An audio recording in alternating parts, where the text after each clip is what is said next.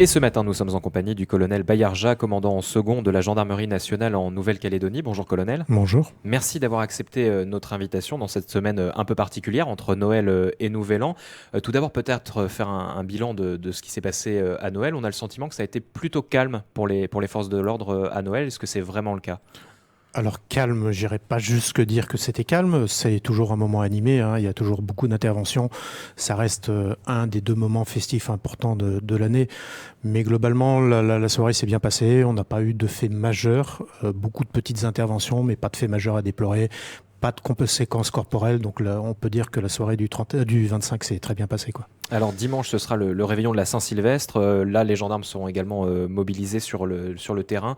Ce seront quoi les priorités finalement pour les gendarmes pour ce réveillon de la Saint-Sylvestre? Alors, ce réveillon de Saint-Sylvestre, c'est toujours un moment particulièrement sensible, hein, que ce soit en Nouvelle-Calédonie, en métropole, un peu partout. Pour les gendarmes, ça reste un moment important.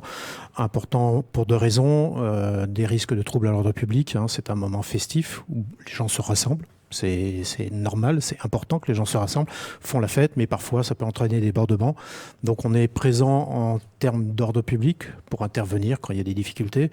Mais également, il y a un deuxième volet qui est très important pour nous aussi, c'est la sécurité routière, qui est particulièrement prégnant en Nouvelle-Calédonie, c'est-à-dire de faire en sorte que les gens puissent faire la fête tranquillement et rentrent demain chez eux le lendemain tranquillement et qu'on n'ait pas de problèmes et de drames sur les routes à l'occasion de ce réveillon. En termes de sécurité routière, principalement des contrôles d'alcoolémie qu'on va retrouver sur l'ensemble du territoire, c'est bien ça? Oui, beaucoup de contrôles. On commencera dès vendredi. On sera dans une posture dissuasive. Avec le Haut-Commissariat, avec la DI3T, on commencera à faire des distributions d'éthylotest. Donc ça va être plutôt positif. On dépistera les gens et on leur donnera des éthylotests pour leur donner les moyens de pouvoir se dépister. Mais il y aura également une forte présence de la gendarmerie dès vendredi. Certaines personnes vont quitter Nouméa ou vont rejoindre Nouméa dès vendredi.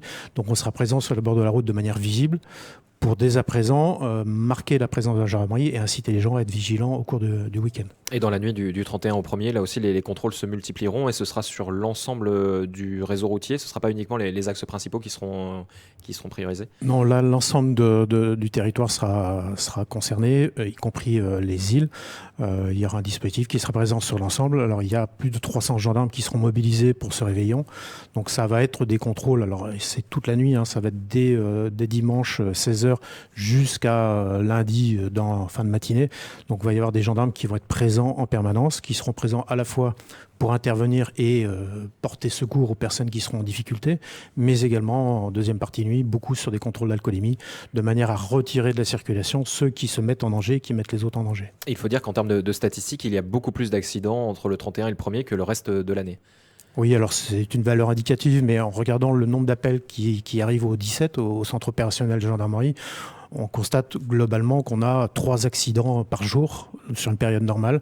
Des accidents qui peuvent être juste matériels, c'est pas forcément des accidents graves, mais on est sollicité environ 3 fois par jour pour un accident. Quand on regarde la période du 31 décembre après-midi jusqu'au 1er janvier après-midi, sur les 2 dernières années, on avait 15 accidents. Donc il y a 5 fois plus d'accidents dans cette période, pas forcément des accidents graves, mais quand même des risques routiers qui sont beaucoup plus importants et qui nécessite qu'on s'implique davantage en tant que gendarme sur la sécurité routière. Alors justement, depuis le 1er janvier dernier, 51 personnes ont trouvé la mort sur nos routes en Nouvelle-Calédonie. Là aussi, en zone gendarmerie, il y a eu plusieurs accidents, il y en a eu de nombreux d'ailleurs. Est-ce qu'on peut faire un premier bilan de cette accidentologie en Nouvelle-Calédonie? Est-ce que les causes ont changé d'ailleurs? Est-ce qu'on note des choses assez significatives? Alors, les causes évoluent un peu. Est-ce que ça traduit une prise de conscience? Il est un peu tôt pour le dire. Sur les 51 décès qu'il y a eu sur la route en Nouvelle-Calédonie depuis le début de l'année, on espère que le bilan va s'arrêter là. C'est mieux que l'année dernière, où on avait 70 personnes qui sont décédées sur les routes de Nouvelle-Calédonie sur l'année. Sur ces 51 morts, on a quand même une présence très forte de l'alcool qui est en baisse. L'année dernière, c'était 75% des accidents avaient de l'alcool, accidents mortels, et avaient de l'alcool, impliqué de l'alcool. Là, on n'est plus qu'à 59%, mais ça reste quand même très important, très au-delà des normes. Il y a d'autres faits, le port de la ceinture sécurité, qui est un geste extrêmement simple, qui devrait être acquis en 2023, en 2024, qui n'est toujours pas. On a beaucoup de gens qui sont encore éjectés de leur véhicule sur des accidents qui sont parfois en zone urbaine. Hein. C'est pas forcément en brousse ou ailleurs sur les routes où ça roule vite. Donc il y a encore ces facteurs de risque importants. La stupéfiants aussi sont également très présents. On a plus de 30% d'accidents mortels avec du stupéfiant. Donc il y a quand même des marqueurs forts qui restent importants et qui nécessitent qu'on continue à travailler là-dessus et qu'il faut qu'il y ait une prise de conscience collective sur le fait que voilà, quand on conduit, on ne boit pas d'alcool et quand on conduit, il y a un geste simple qui n'est pas très contraignant, c'est de mettre sa ceinture de sécurité, quoi. Des drames qui pourraient être évités, hein, c'est ce que vous nous dites. Et donc, il y a des consignes qu'on peut rappeler pour notamment les réveillons, des choses très simples à mettre en place pour éviter ces drames. Oui, ce qu'il faut comprendre, c'est que quand vous partez en réveillon, vous allez à l'avance, vous allez choisir comment vous allez vous habiller, comment vous allez vous préparer votre réveillon. Bon, quand on part en réveillon, il faut aussi préparer son retour. C'est pas une fois qu'on sera alcoolisé, qu'on sera euphorique ou qu'on sera peut-être moins conscient et moins lucide, qu'on va commencer à réfléchir comment je vais rentrer chez moi. Il faut l'anticiper dès aujourd'hui, on est mercredi, déjà comment je vais rentrer chez moi après avoir fait la fête avec mes amis, comment je vais m'organiser, est-ce que je dors sur place, est-ce que quelqu'un ne boit pas, mais ça s'anticipe. C'est pas le moment, le jour J, quand on sera alcoolisé, là on sera plus suffisamment lucide et il faut le prévoir à l'avance. L'autre point important, c'est à partir du moment où on a bu, c'est pas une histoire de taux, hein. Si on sait qu'on a bu, c'est pas d'alcool, pas de stupéfiant. À partir du moment où on sait qu'on a bu, il faut pas prendre le volant, quoi. Voilà, c'est le taux, il est difficile à apprécier. Il faut qu'il y ait quelqu'un dans l'assistance, dans l'assemblée, qui ne boive pas, qui fasse le SAM.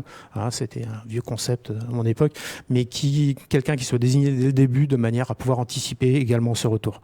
Voilà. L'alcoolémie, c'est pas uniquement la personne qui boit qui est responsable aussi. C'est l'environnement. Vous avez des proches, vous allez avoir des amis. Ne laissez pas prendre vos amis, vos proches, prendre le volant alors que vous voyez qu'ils sont alcoolisés. Vous les mettez en danger. À chaque fois, on voit des drames qui se produisent avec des gens qui ont laissé partir leurs amis. Si vous voulez voir vos amis vivants le 2 janvier, le 1er janvier, ne les laissez pas partir alcoolisés. Donc c'est vraiment un ensemble collectif, c'est pas des individualités. C'est un collectif, tous ensemble, on fait attention à son voisin, on prépare son retour et c'est avec ces petits gestes qu'on arrivera à faire en sorte que le réveillon se passera de la meilleure manière possible. Et vous allez distribuer des éthylotests, vous conseillez d'avoir toujours un éthylotest sur soi quand on part faire la fête ? C'est un moyen, mais bon, il faut pas se bercer d'illusions. Tout le monde n'aura pas d'éthylotest, donc je reviens sur le principe. Si on a bu plus de 2 verres, à partir de 2 verres, on arrête de prendre le volant. Voilà, on trouve quelqu'un d'autre ou on reste sur place, on attend, on prend un taxi, on essaie de trouver un moyen, mais on ne prend pas le volant quand on a bu. Surtout anticiper. Alors il y a un autre phénomène aussi qu'on observe le 31, c'est qu'il y a des bagarres, des violences qui surviennent aussi dans un certain nombre de secteurs. Là aussi, les gendarmes seront mobilisés pour des interventions de ce type. Oui, c'est une grosse soirée pour nous. Oui. L'année dernière, nous sommes intervenus, nous avons été appelés pour plus de 50 bagarres au cours de la soirée, ce qui est énorme. Hein. Alors, c'est pas toujours d'une grande violence. L'objectif, c'est de faire baisser la pression et de faire en sorte que les gens se calment et reprennent un rythme normal. Mais oui, ça reste un moment où il y a beaucoup d'alcoolisation. L'alcool est à la base de beaucoup de problématiques, hein, que ce soit les violences intrafamiliales, les bagarres, les tapages. Donc, l'alcool reste problématique. Cette nuit-là est une nuit particulièrement marquée par l'alcool. Ça peut être festif, attention, il ne s'agit pas non plus d'interdire aux gens de faire la fête. Mais voilà, c'est toujours avec une certaine modération. Et là aussi, c'est l'individu qui est alcoolisé, qui commence à faire du grabuge. C'est aussi à l'entourage, là aussi, il n'y a pas que en voiture, c'est à l'entourage de le prendre en charge, de le prendre en compte et de faire en sorte de ramener la pression vers le bas et que ça reste un moment festif. Donc vous serez mobilisé évidemment sur la zone gendarmerie, mais aussi à Nouméa en renfort de la police sur certains points chauds. Oui, enfin, que ce soit la gendarmerie, police, ça reste un moment sensible pour tout le monde. Hein, voilà, et donc il y aura également, oui, une trentaine de gendarmes mobiles qui viendront en appui de la DTPN sur les baies, qui sont des lieux particulièrement festifs, de manière à là aussi réguler cette zone de festivité, de manière à ce que ça se passe bien pour tout le monde. Alors, colonel Bayarja, il y a aussi un autre phénomène, les gens s'absentent de leur domicile, il n'y a pas de vol plus que d'ordinaire, vous me disiez hors antenne sur cette période du réveillon. En revanche, pendant la période de vacances, on le sait que c'est assez sensible, ces cambriolages. Vous remettez en place l'opération Tranquillité Vacances, vous êtes en plein dedans là en ce moment ? Oui, comme à chaque vacances. Donc à chaque vacances, quand vous partez en vacances, une personne qui s'en va, qui s'absente de son domicile, peut s'adresser avec ses voisins, ça c'est une première chose, relever le courrier, de faire ce genre de choses, mais peut aussi venir voir la gendarmerie ou la police ou les polices municipales de manière à signaler son départ. Nous, on l'enregistrera et dans le cadre de nos patrouilles, on viendra faire des passages chez les personnes pour voir si tout va bien, si les ouvrants sont bien fermés, voilà, de manière à sécuriser un peu ces déplacements. Et ça, c'est un dispositif qui marche ?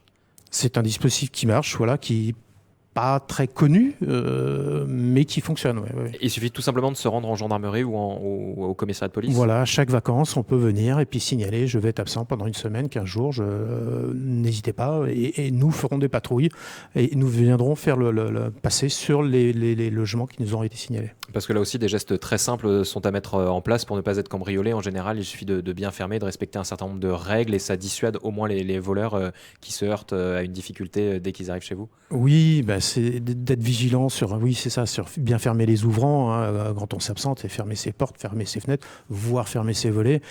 Quand on est présent, c'est de faire attention. Le geste que tout le monde fait, que tout un chacun fait, c'est quand il rentre chez lui, il pose ses clés de voiture dans l'entrée. Bon, ben, le voleur, le cambrioleur, la première chose qu'il va faire, c'est prendre le sac à main qui est dans l'entrée, prendre les clés et partir avec la voiture. Donc ça, ce sont des gestes pas propres à la Nouvelle-Calédonie, mais de partout, des gestes de bon sens, de faire attention, de ne pas mettre ces objets de valeur en première ligne quand on est chez soi, et d'avoir un minimum de vigilance. Bon, d'essayer de fermer les fenêtres. Bon, là, actuellement, il fait particulièrement chaud, c'est pas forcément toujours très simple. Mais voilà, c'est d'avoir quand même, malgré tout, en partant, je pars faire la fête, mais j'ai toujours à l'esprit que je fais attention et je fais quelques règles de prudence. Merci beaucoup, colonel Bayarja. On souhaite évidemment de bonnes fêtes à tous les Calédoniens, avec prudence, c'est ça, et modération. Voilà, l'objectif, c'est que le 1 au soir, tout le monde soit présent, tout le monde ait fait une bonne fête, tout le monde ait rencontré ses amis et que tout le monde soit en bonne santé. Et pour ça, 300 gendarmes mobilisés. 300 gendarmes qui seront là pour retirer de la circulation ceux qui ne jouent pas le jeu et ceux qui mettent en danger leur vie et celle des autres. Merci beaucoup d'avoir été avec nous ce matin.